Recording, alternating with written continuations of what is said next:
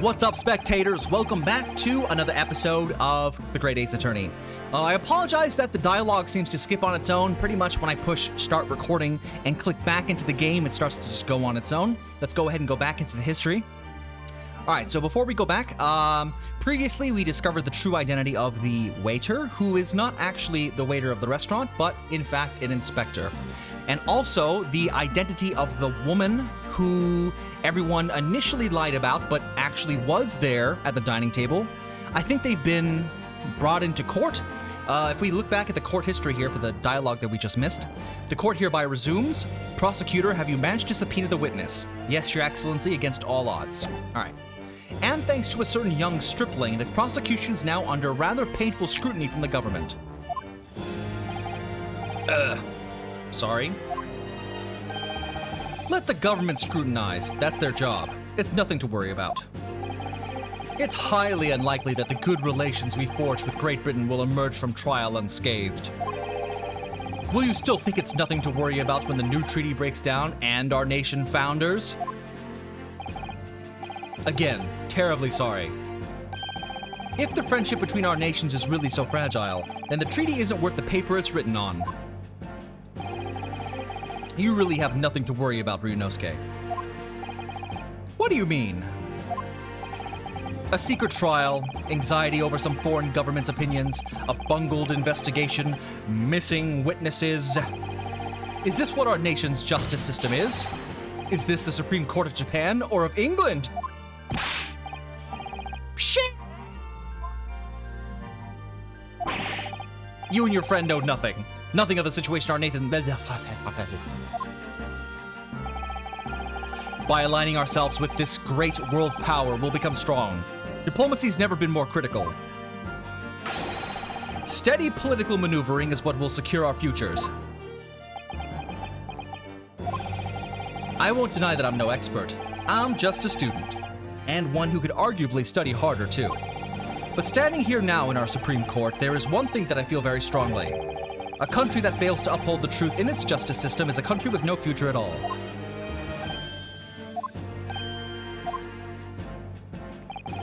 Well said, Ryunosuke. Despite the wide-eyed look of terror. You little brat! Little brats, bratwurst. Thank you, Counsel. This court is the pinnacle of our nation's justice system and exists solely for the pursuance of truth. With that in mind, this trial will now resume with the next witness taking the stand. The visiting student from Great Britain, Miss Giselle Brett. Yes. Your Excellency.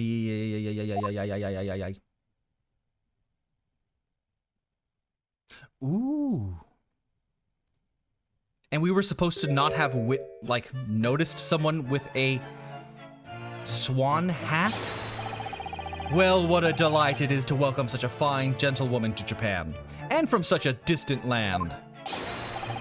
Tea? Someone bring English tea. In England, no discussions take place without tea. Is that true? No idea.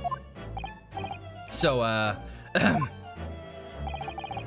could we possibly trouble you to state your name and occupation for the court? Of course. My name is Satoru Hosonaga. I've been working undercover as the head waiter at Le Carnival, but my true... Yes, we all know about you already. Inspector Hosonaga, where are your manners? In England, it's always ladies first. Is that true? More importantly, a little earlier today you said something to me. You said your powers of observation are the one thing you're sure of. Oh, yes, I think I did, didn't I? Yet your description for this amazing sight was simply a woman. Sorry, Ryunosuke, but powers of observation aside, your powers of description are sorely lacking. Guilty. So, dear lady, once again, if we may trouble you for your name and occupation, please.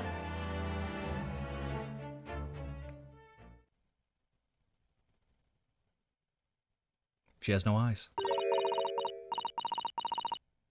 Oh my goodness. Is she speaking English and we don't know what the hell that is?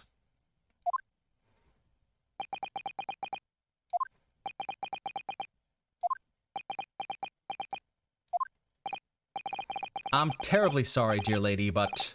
What?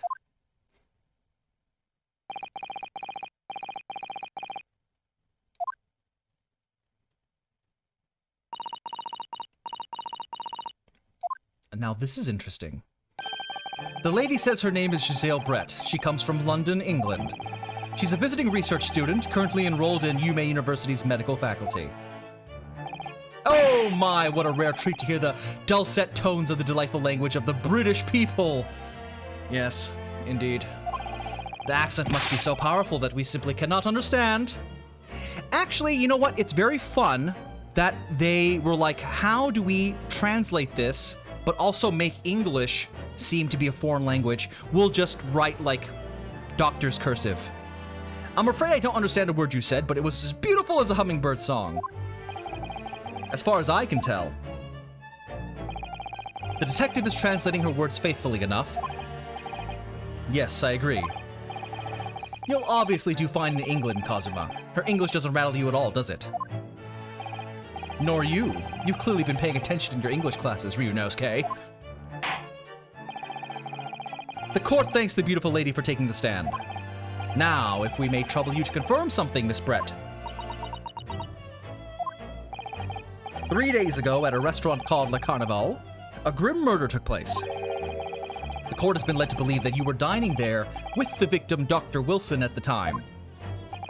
Is that correct?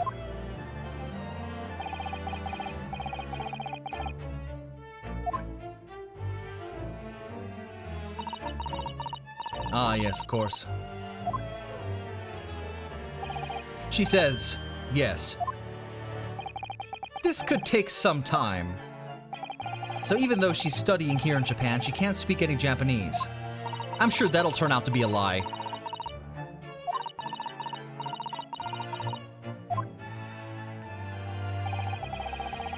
She'd like to apologize for disappearing from the scene. She says that she was due to make a presentation at the university, so she had to leave immediately. Interesting. When you're the one who engineered her escape.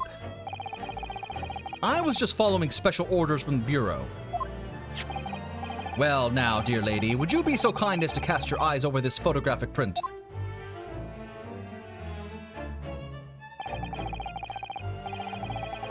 Seeing as you were so unfortunately present at the scene of the crime, could it be that your resplendent eyes caught sight of the wicked perpetrator, perhaps?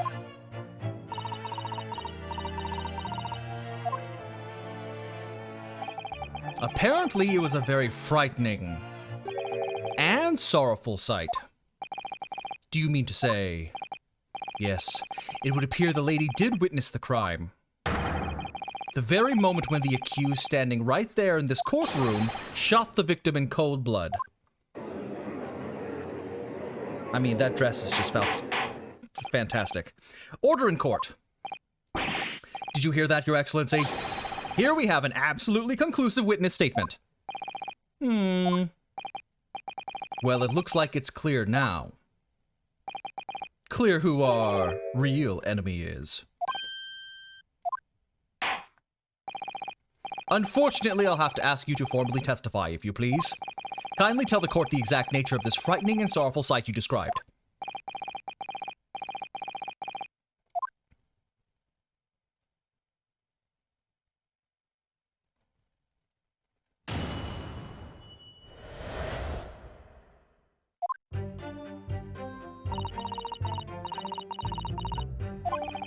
I had arranged to meet for a slightly late luncheon with Dr. Wilson that day. The professor wasn't able to eat, so I ordered for myself only a beefsteak. After a while, the accused came over to greet the professor, and they got into a fierce argument. Then, not long afterwards, the accused took the professor's gun and shot him right before my eyes.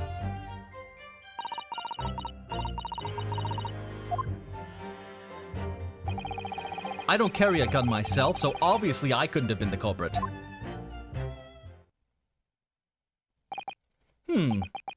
This is a condemning testimony indeed.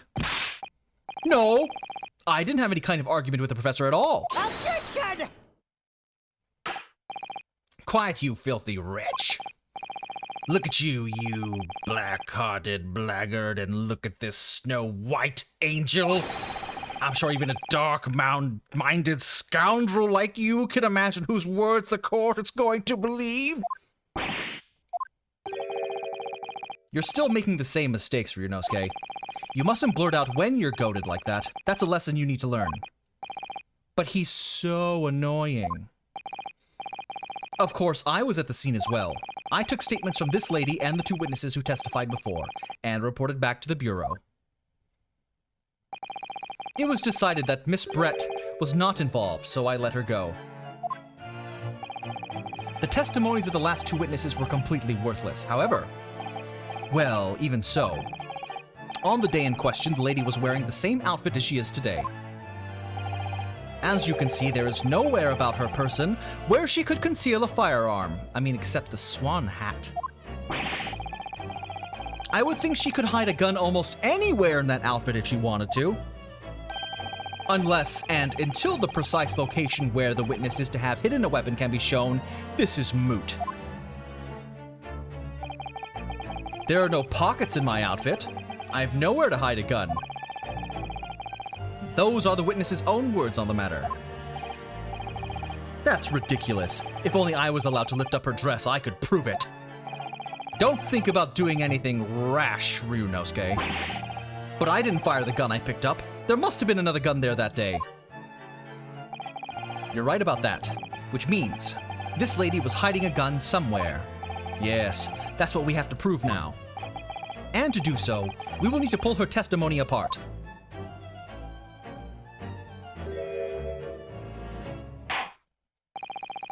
The defense may now cross-examine the witness. Oh, yes, Your Excellency.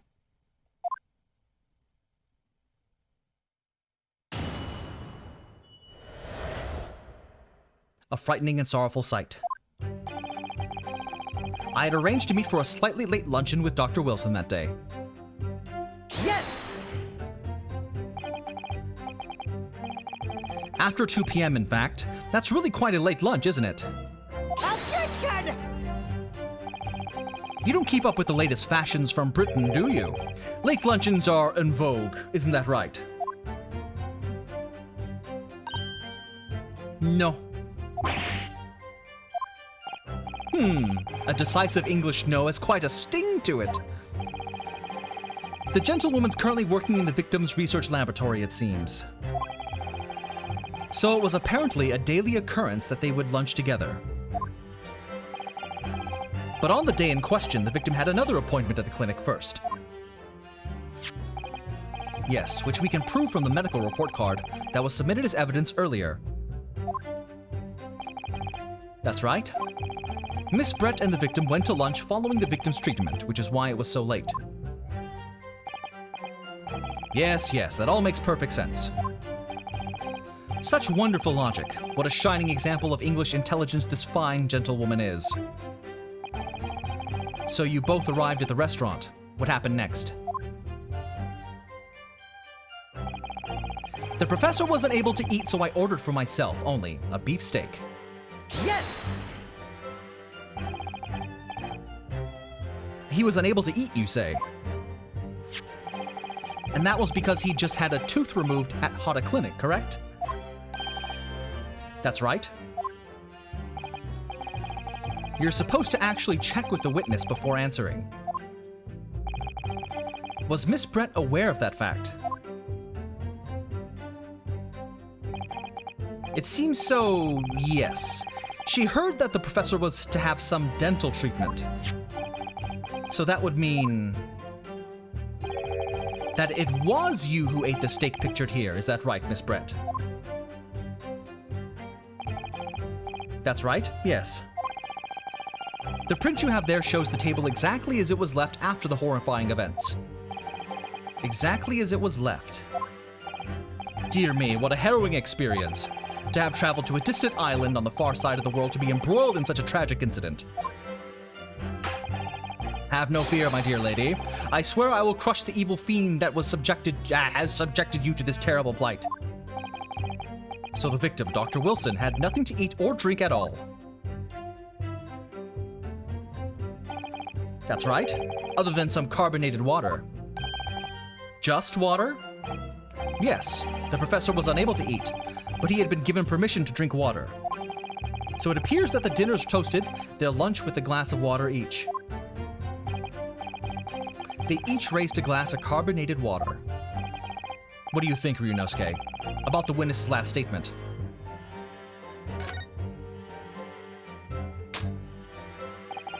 That last statement of yours, Miss Brett, has a profound bearing on this case.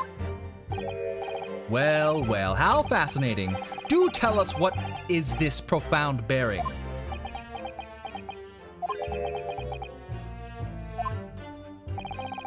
The significance of the statement will become apparent when the time is right. The defense calls for the witness's last statement to be formally added to the testimony. Well, sidestepped, counsel. Very well, Miss Brett. Kindly repeat what you just said to be added to your official testimony. Gladly, she said. That was brilliant, Kazuma. I'm gonna remember that one. Which one? The significance will become apparent when the time is right. I could really use that phrase. I'd hope there are some more useful tips you're picking up from this experience than that, Ryunosuke. I ordered a beefsteak for myself, and the professor and I said cheers over a glass of carbonated water. Yes! So both you and the professor drank this carbonated water, did you? Yes. Being the waiter, I poured the 2 glasses myself. I clearly remember doing so. Except you're actually a detective. And the beefsteak, that was for you, Miss Brett. The lady says that she heard it was not customary to eat beef here until Japan opened its doors to the world. Yes, that's true.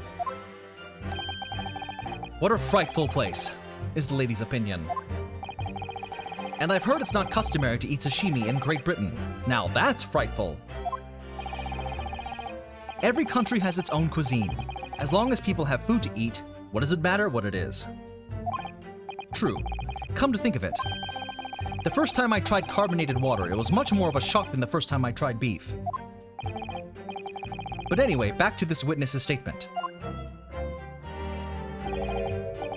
Somehow I feel like there's something out of the place in what she's saying. We need to pounce on even the slightest thing now, because you never know what might lead us to our goal. Our goal of turning this trial around. Understood, Kazuma. But naturally, as this is a Let's Play, we go ahead and try and press every statement that we can, so we'll go ahead and move along. After a while, the accused came over to greet the professor, and they got into a fierce argument. Yes! I never got into an argument with the professor. I don't know why I said it like that. I had a weird emphasis on that sentence. All I did when I noticed him was go over to say hello.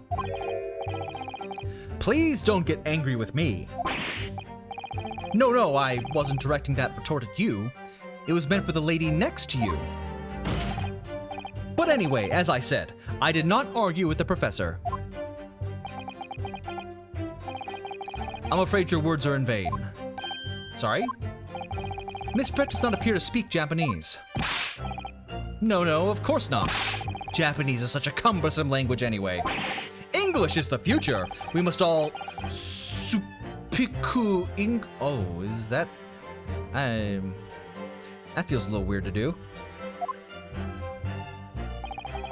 I wonder if the prosecution will feel that way forever, or only in the presence of a beautiful woman,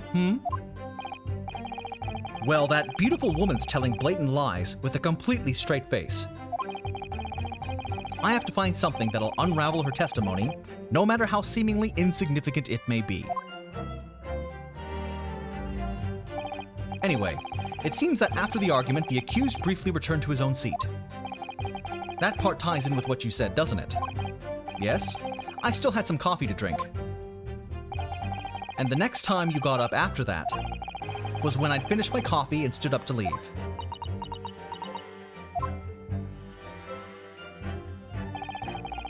Then, not long afterwards, the accused took the professor's gun and shot him before my eyes. Yes! Like I said, I did not shoot the gun.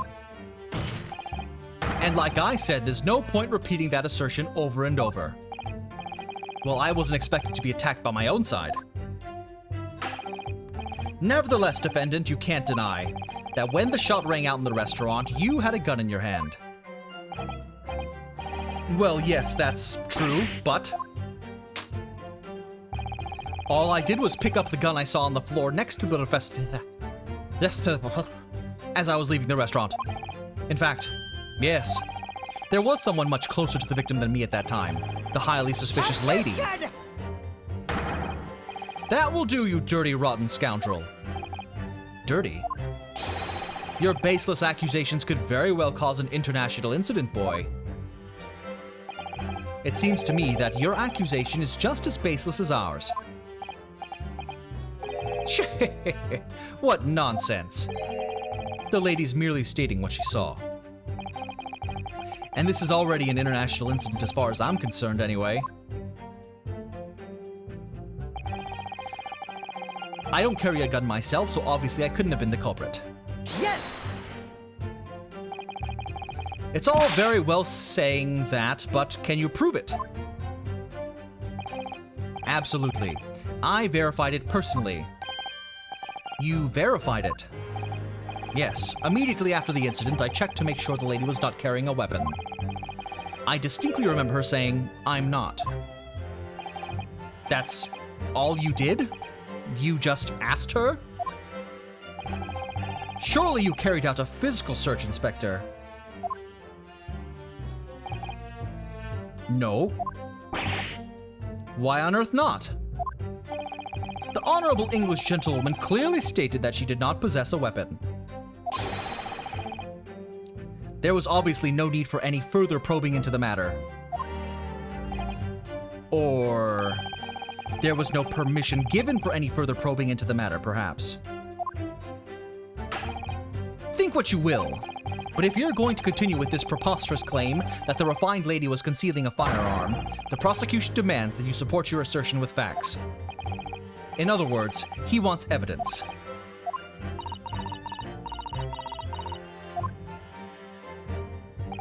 The lady wishes to point out that of course she wanted to stay and assist with the investigation, but she was in a hurry to give a presentation at the university, so she was compelled to leave. Not to mention the fact that your office had told you to get the woman out of there. Not get her out of there, I just urged her to leave. The lady would like to point out that she in no way meant to run away from the scene of the crime, which is why she is only too happy to cooperate and testify here in court today, of course. Unlike a certain student who refuses to admit when the game is up. You could at least have the courtesy to pay attention when I'm goading you. So she's maintaining that you got into an argument with the professor, at the end of which you shot him. Which is an out-and-out, totally unfounded lie. Still, her statement's very compelling. After all, she's an elegant, refined, young, and beautiful gentlewoman from Great Britain. In stark contrast to you, dressed from head to toe in a dull, black school uniform. I'm dressed exactly the same way as you are, except for the flapping red ribbons. Well, anyway, this is our only chance to expose her testimony as the fiction that it is. If we can't do that, the trial's over. Even you with your thick skin must be able to feel the murderous looks you're getting from around the room. Only too well. I feel half dead already. And the fact that I can't see a single inconsistency in her testimony isn't making me feel any better either. The first thing to do is press her on any of her statements that seem even slightly off. Do that, and an opening will present itself, I promise. I need to expose the true face of this exotic foreigner that's hiding behind the mask. That's what I should be aiming for in this cross-examination.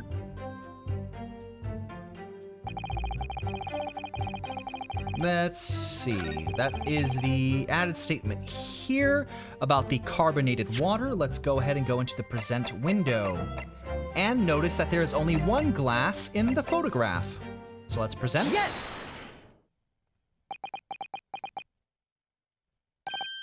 That's it.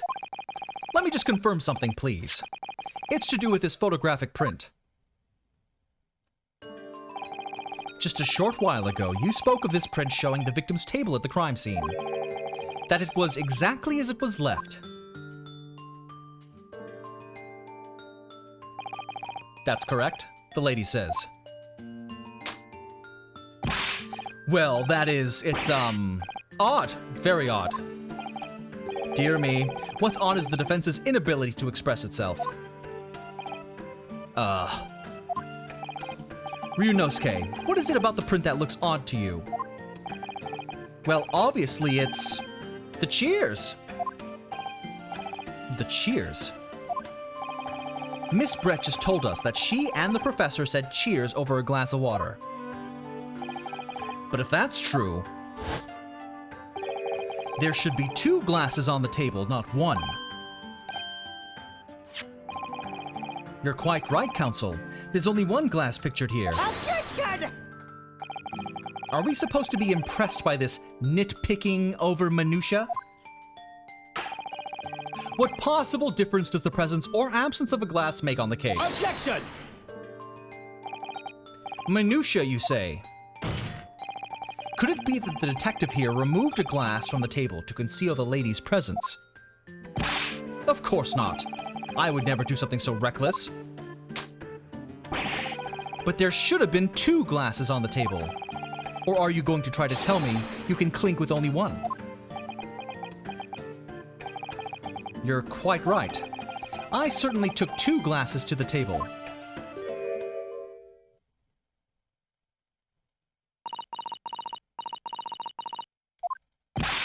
Inspector, what did the lady say? It would seem that it was Miss Brett who took the glass from the table. It was all so terrifying, everything that happened. I panicked and thought I should try to hide the fact that I'd been there at all, she's saying. Good gracious!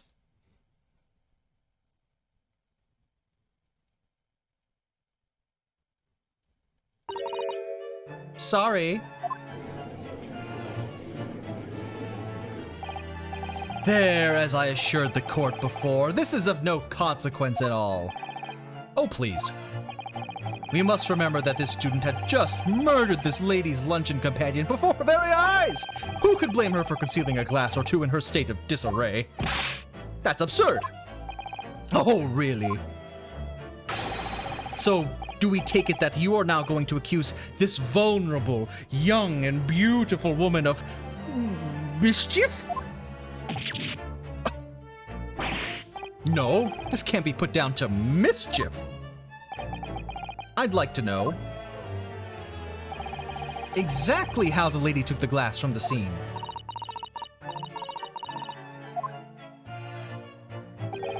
It would seem that she slipped it into a small handbag she was carrying. Uh-huh. A handbag which could hold a gun, you mean? Yes, Your Excellency, a small handheld pouch commonly carried by well-to-do women in England. So the beautiful lady has very graciously explained how and why she removed the glass from the scene now. However, the fact remains that this glass has absolutely no bearing on the case. This student has been trying to confuse the court with logical reasoning, but in the end, it comes to nothing. No more pretentious accusations. You have wasted enough time already. Indeed, the lady has offered a satisfactory explanation as to why she removed this glass. I think henceforth we can consider the matter to have no bearing on the case. Counsel for the defense, are you in agreement? Well, I don't know, really. If you want to pursue this matter further, you're going to need to show that it has some deeper significance. Yes, you're right. So she took the glass away in her handbag. If there's a deeper significance there, it's the handbag. Wait, the lady put the glass in her handbag, you say? Yes, do try to keep up. It's already been explained to the court that all English gentlewomen carry handbags for small items. Let me see. A little while ago, Miss Brett stated the following. There are no pockets in my outfit. I have nowhere to hide a gun. But what she forgot to mention was her handbag. in which it would be perfectly possible to conceal a gun. You're right. Well done, partner. I had a feeling you'd pick up on that too. What are you insinuating, you vile blackguard? It's really very, very simple. The gunshot was heard when the defendant picked up the gun from the restaurant floor. As he didn't fire that gun, we can deduce there must have been another firearm at the scene. The true murder weapon, if you will. You can't seriously be suggesting. Inspector Hosonaga. Yes? Did you or did you not search Mr. Giselle Brett's handbag on the day of the murder? No, sir, I did not. As I thought. In other words, another gun, the one that was actually used to kill the professor, could have been hidden in Miss Brett's handbag. No! Order! What is the meaning of this, Inspector? The meaning of what? Why on earth did you not have the lady open her handbag and show you the contents at the time? Thanks to your bungling incompetence, now she has to endure these uncomfortable accusations. Brilliant work, partner. Now we have a chance to expose the real woman behind the mask. Do you think so? Do you think so? Ahem, ahem, ahem, ahem, ahem, ahem. Well, what a sorry situation. Clearly you have no faith in the police.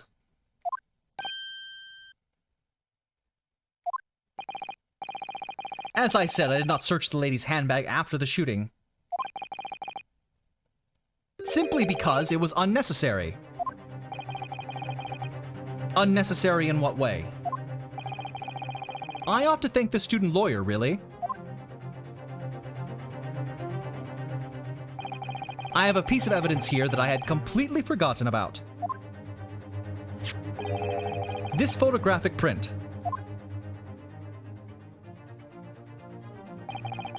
This print is of a photograph that I thought would be prudent to take immediately after the shooting. As you can see, it clearly shows Miss Brett's handbag. Well, I'd never. You can see right through to what's inside. That's right. Apparently, meshwork bags like these are the height of fashion in London at the moment. So the contents are clearly visible. Exactly. So there was no need to search the lady's handbag. If there had been a gun inside, it would have been immediately obvious. As you can see, there's nothing to imply Miss Brett's guilt here.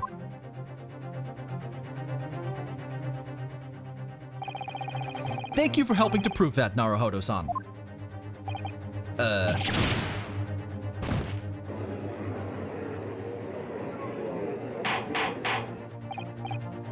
Order! Inspector, you will submit that print as evidence at once. Certainly, Your Excellency. The photograph of the handbag has been entered into the court record. A photograph taken by Hosonaga after the incident occurred. It shows Miss Brett's handbag on a chair by the victim's table.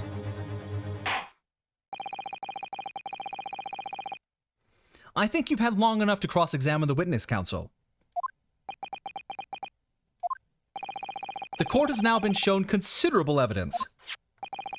As the photographic print just submitted into the court record appears to have no further significance, I am satisfied that there's no longer any room for doubt in this matter, and I must make my ruling. Indeed, there's only one logical conclusion. That the pathetic rookie slumped over the bench before us is the only possible perpetrator of this crime.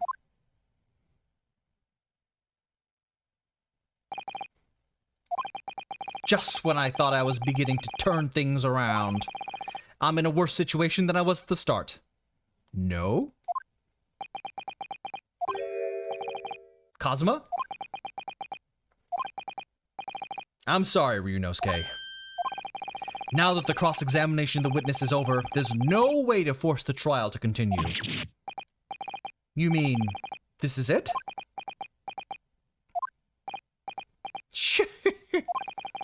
I must say you put up quite a fight for a rookie student. But the weak are meat, while the strong eat. I've never heard that expression. I don't like it. It's very crass, or crude. You were wasting your time. There's no way to defeat true justice. A fact you can chew on to your heart's content from the inside of your cell. This can't be happening. Am I really going to be found guilty of a crime that I didn't commit? And Kazuma. His dream of going to study in Great Britain will slip through his fingers.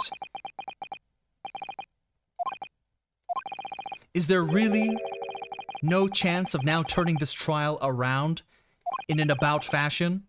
You heard the judge. There's nothing about that last photograph the detective produced that we can contest.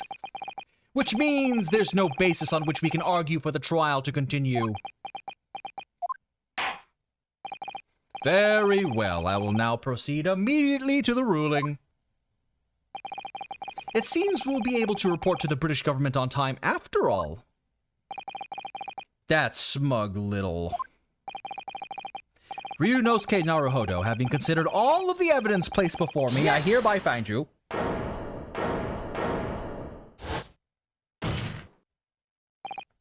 Wait, Your Excellency. Ryunosuke! I don't think you could rule on this case yet. Objection! This amateurishness is getting tedious.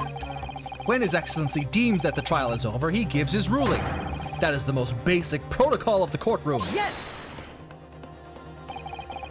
Your Excellency, just a moment ago you said this. As the photographic print just submitted appears to have no further significance, there is no longer any room for doubt in this matter, and I must make my ruling. Now, that means that if there was a problem with the evidence, some significant detail, I mean, then ruling on the case at this time would be out of the question. Objection! This is blatant straw clutching. Look at this photographic print. Look at this photographic print. All it shows is the handbag the gentlewoman was carrying on the day in question. There can be no problem with this evidence. You'd better know what you're doing, Ryunosuke. I understand your objection, counsel. Certainly the new evidence submitted by the detective has not undergone the court's scrutiny. However, I fail to see how we can glean any new information from this handbag. Let me take a quick look here. I can see a hand with a bull tattoo on the wrist, a purse with potentially a rose, embroidery, empty chair. Where's the hand? Wait, the hand is for the victim, isn't it? The hand is Wilson. Yes, because that's an empty chair. Okay. My thoughts exactly. Really, the prosecution's becoming tired of this rookie's desperate wheezes. Yes, I am desperate, but this isn't a wheeze. There's something about this photograph which just doesn't seem right. If only I could put my finger on it. Very well, I'll grant the defense one final opportunity. But be warned that if I'm unsatisfied by your response here, the trial will be over with immediate effect. Do I make myself clear? Yes, Your Excellency. So, take another look at the photographic print. You will identify for the court where in this print we see the significant detail to which you have alluded. Whip, whip, whip. Yes! Look at this here! There's a very unusual mark on the victim's wrist. That is true. It looks almost like a burn of some description. Objection! Dear me, I was pondering what new piffle you'd come out with. A burn, you say, on the victim's wrist? Clearly that has nothing whatsoever to do with the magnificent lady's handbag. Yes, that is a burn mark. You're right. Go on. The police coroner also noticed it when he was performing the post-mortem examination. It was deemed unrelated to the cause of death, so he didn't note it in his report. What did I tell you? In any case, we have no idea when the victim suffered this burn, do we? And no possible way of knowing either. The more I look at it, the more I find myself intrigued by the curious shape of this mark. However, as Prosecutor Ouchie points out, unless a firm connection to the case can be shown, I cannot allow any further time to be spent on the precise details of this burn.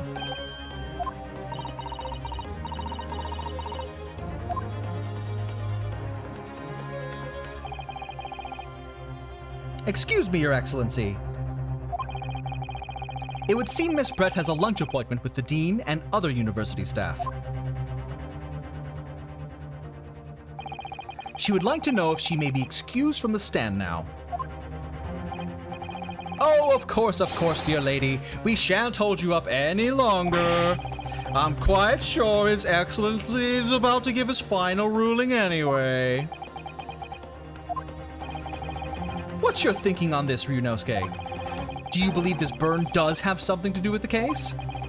To be honest, I'm not really sure. But if I don't keep pushing, then it's all over. So I was thinking I should keep digging and digging, in the hope that I might uncover something useful. Yes, you're right. I am? If we can just link that burn to the case. If we can do that, we might be able to prise this shutting door back open. Just give up, Counsel. You can't possibly hope to do that. Indeed. I'm afraid that without evidence, I can't allow you to pursue what is little more than conjecture. But if we had evidence that irrefutably linked the burn on the victim's wrist to the case, then you would allow it? I would, yes. To tell the truth, I hadn't noticed that burn. But as soon as you pointed it out, what I did notice was the color draining from Miss Brett's face. Really. I have to find some link between that burn and the case.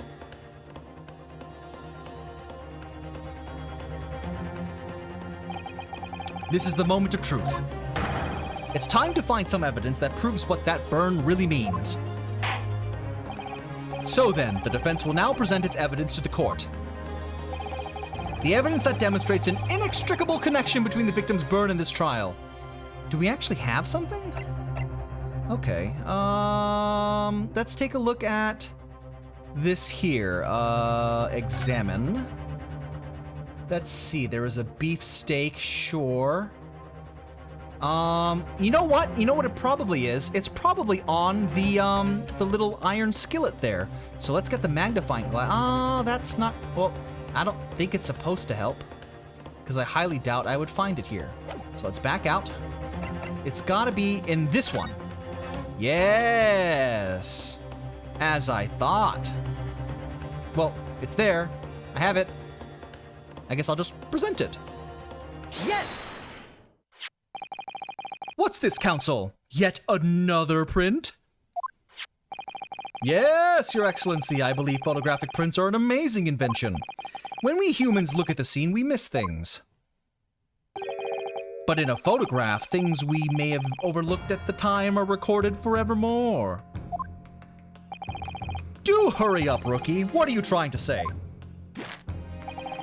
To inconvenience this poor lady any further would really be quite inexcusable. Actually, we may need you to try to stay with us a little longer, if you don't mind, Miss Brett. You see, it's very clearly visible in this photograph. How did the victim come to have that unusually shaped burn on his wrist? The reason's recorded here forevermore. How? Objection! You can't fool me with your little bluffs, boy. If that's your game, then let's see how it plays out. Show the court exactly what you mean. What is it in this photograph that explains the reason for the victim's burn? Yep. Yes! The beefsteak. Actually, the point is the metal plate the steak was served on. The plate. Your Excellency, are you all right? As you can see, there's an emblem on the plate. I would guess it's some sort of trademark of Le Carnival. This emblem on the plate. And the victim's burn. are exactly the same shape. Ah! Ryunosuke, you're genius. You're spot on. Which means the victim must have suffered this burn while he was present at the restaurant. Objection!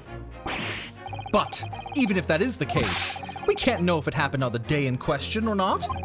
It could have been the day before, or before that, or it most likely happened at some other unrelated time. Well, Objection! Sadly, Prosecutor Ouchie, the chances of that are extremely slim. Thanks. Why? The outline of the burn is clearly discernible. Such a serious injury would have caused quite a commotion in the restaurant. Wouldn't you agree, Inspector Hosonaga? I can't imagine having missed such a terrible disaster, certainly. But, I'd say, looking at the picture of the wound, that it wasn't suffered very long ago. And although it's not a particularly large burn, it's extremely well defined, as the defense just pointed out. This was no mild burn, that's for sure. Can you be more specific, Inspector? Well, let's see. If the plate was at around 90 degrees centigrade, a burn like that would have taken around 3 seconds. It's inconceivable that the victim wouldn't have let out a scream of pain then. I've been investigating at the restaurant for several weeks already, but I've not heard anyone scream at all. As the head waiter of Le Carnival, I can testify to that without hesitation. But you're a detective, not a waiter! Yes! There you have it. Something isn't right here. As the detective said, anyone who burnt themselves on a piping hot plate for 3 whole seconds would scream in pain. There's no question of that. And yet Inspector Hosonaga never heard the professor scream, not on that day or any before it. That's right. And the strange thing is, on the day he was shot, I didn't hear him cry out either. What are you suggesting? Well, if the professor had carelessly laid his wrist on the plate for anything like 3 seconds that day, that would be beyond careless, I think, Counsel. Then the rest of us in the restaurant, myself, the sergeant, and the old antiques dealer, all of us would, without any question, have heard him scream. Wouldn't you agree, Prosecutor Ouchie? Well, yes, I suppose. So the question is, why didn't a single person hear Dr. Wilson scream? I almost don't believe it. Ryunosuke, do you think? Can it really be true? I never dreamt we'd arrive at a conclusion like this, but I'm starting to think that maybe we've been led into a terrible trap.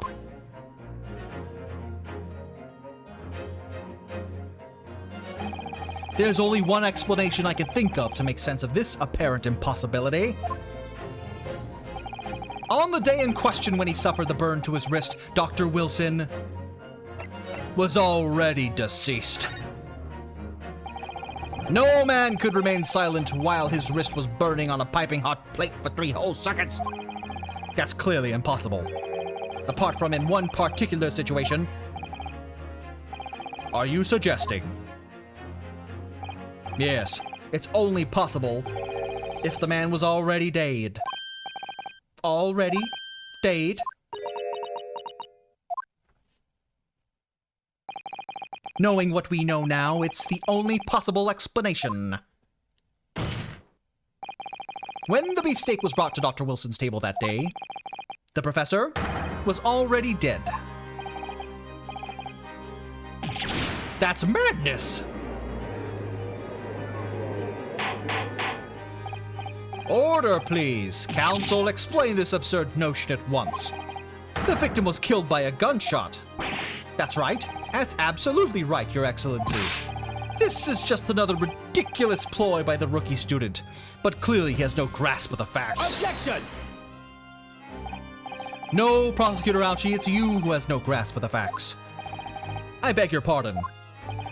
as soon as it became apparent that the victim had suffered that burn while at the restaurant. This whole case was turned upside down. Or have you not grasped that yet? Ugh. Your Excellency, this court must hear from this witness again. If it's true, as we now believe, that the victim was already dead before the gunshot was heard, it's highly likely that Miss Brett knows something about it. Well, it seems like we'll either get into brand new testimonial from Miss Brett, or we will go on a break to investigate, because I have no doubt that this investigation will likely lead to investigating Hana Clinic, or maybe the restaurant again, or I could be wrong, it's simply just a short initial case. But either way, we'll find out next time, so stay tuned for the next episode, and thanks for watching. Bye-bye!